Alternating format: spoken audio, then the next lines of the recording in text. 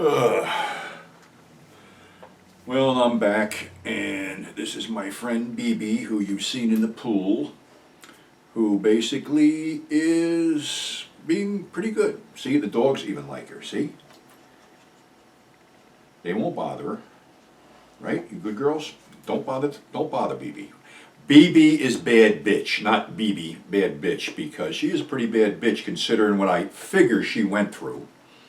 And I got a funny feeling that someone had this poor girl before, because number one, you can see she's strong. She ain't no shrinking violet. And she's pretty much, what tipped me off that something might be off was usually when you take a turtle from any environment, for the first couple of days they won't eat. She ate right away, which is telling me that basically she knew what these food sticks were and things like that.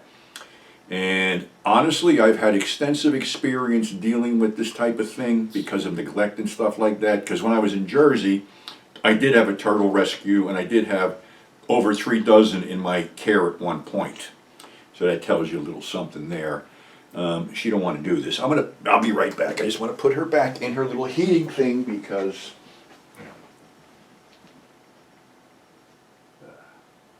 Excuse me, leave her alone.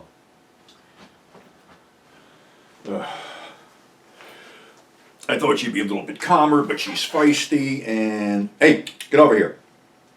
Lanka, the dogs won't really bother her, they're just curious. I introduced her when I came in, so they know that, she belongs here, not that I really wanted to get into this whole thing. And please do not ask me if I'm ready to adopt more turtles, because I am not. I really wasn't going to do this, but unfortunately the situation that she was in made me have to do something. So now if anybody knows where I can get a 75-gallon tank cheap, that would be nice, because that's the amount of room she needs to spend it in. And I am basically making my pond outside a turtle prison, because I got to build a wall around it, because turtles are escape artists. Reptiles in general are escape artists. And I had a baby pool that you saw, or I don't know if I shot anything with her in it, but I put pictures on Facebook. She can pull herself out of a baby pool. Once she gets one of those little paws hooked over the ledge, she's out and she's gone, and then she's probably toast. And after what I just did and went through, that's not going to happen. Reptiles, as a rule, are not treated well in the pet trade. Maybe somebody would understand this statement, that basically 85% of products sold for reptiles do not fucking work. Dried crickets, dried bugs, dried this, dried that. The reason lizards would eat crickets is to not only eat them, but to absorb the moisture within them, like desert lizards, like bearded dragons and stuff like that.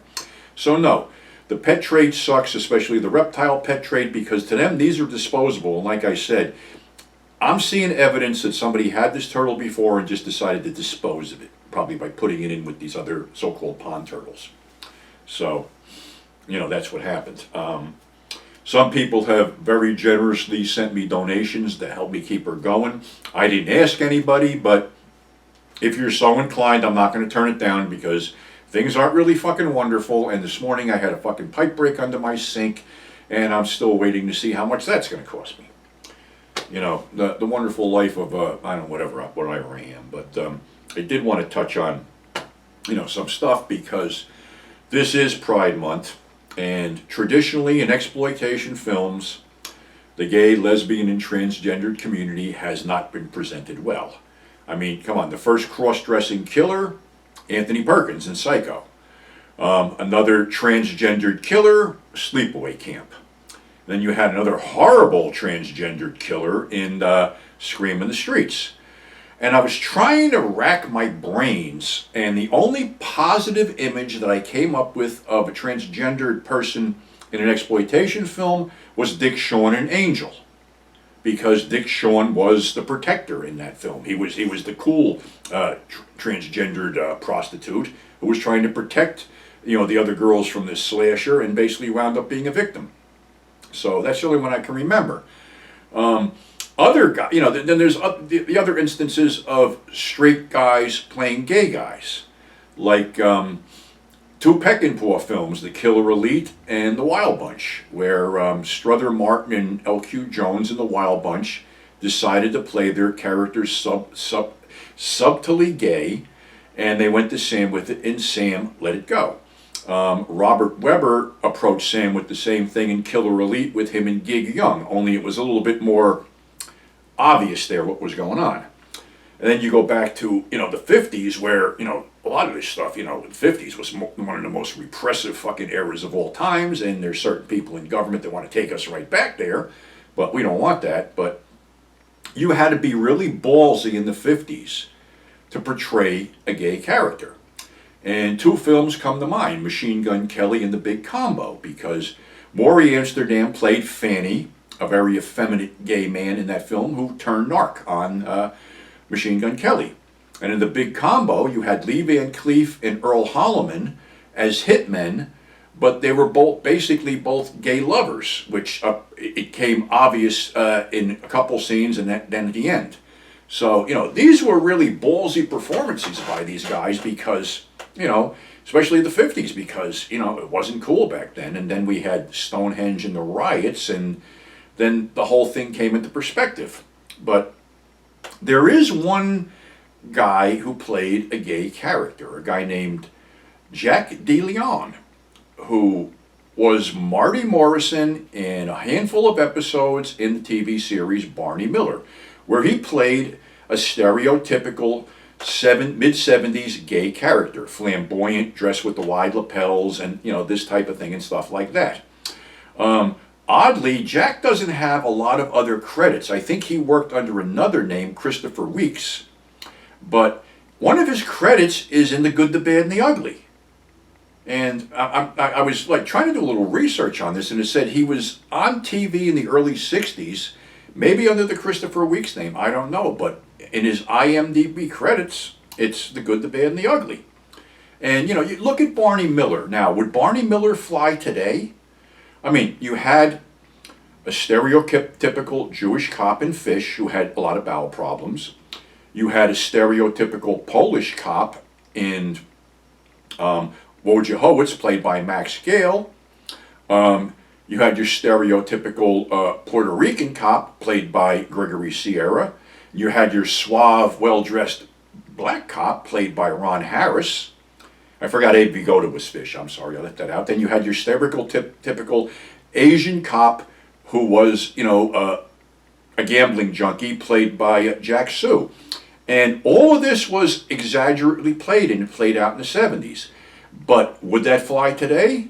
I don't think so. I think people would be offended. And for what? And the thing is, these guys played this all for laughs back then, and they got it. Even Marty, because Marty was funny.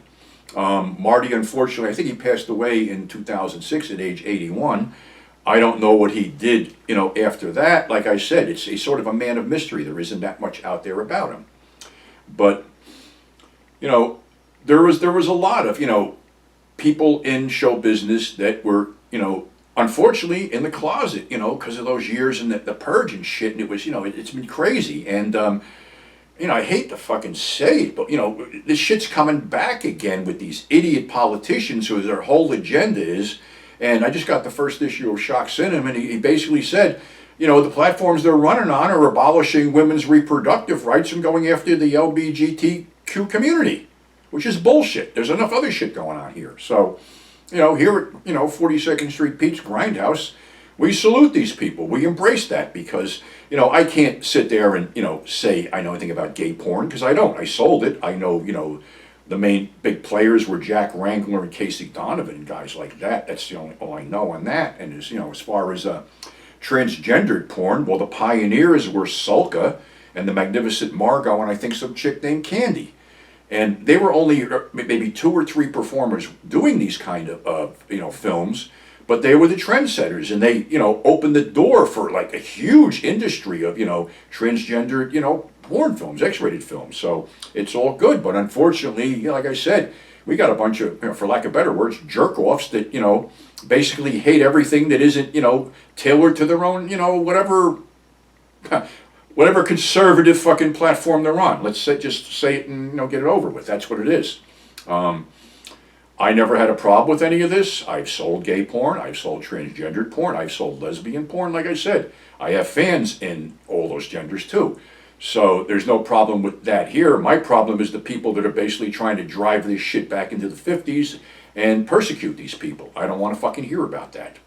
So, like I said, I had a lot of trouble putting shit behind me last week because of the passing of my friend, and dealing with this turtle situation and other stuff, and now dealing with fucking plumbing that's going to probably cost me an arm and a leg. But wanted to get one episode out there, and I'm still here. I'm not going anywhere. I just got to straighten out some situations, get my shit together, and like I said, people had sent me, some donations to help the turtle going, which is cool. If anybody wants to do that, PayPal, Mr. 42nd Street Pete at yahoo.com.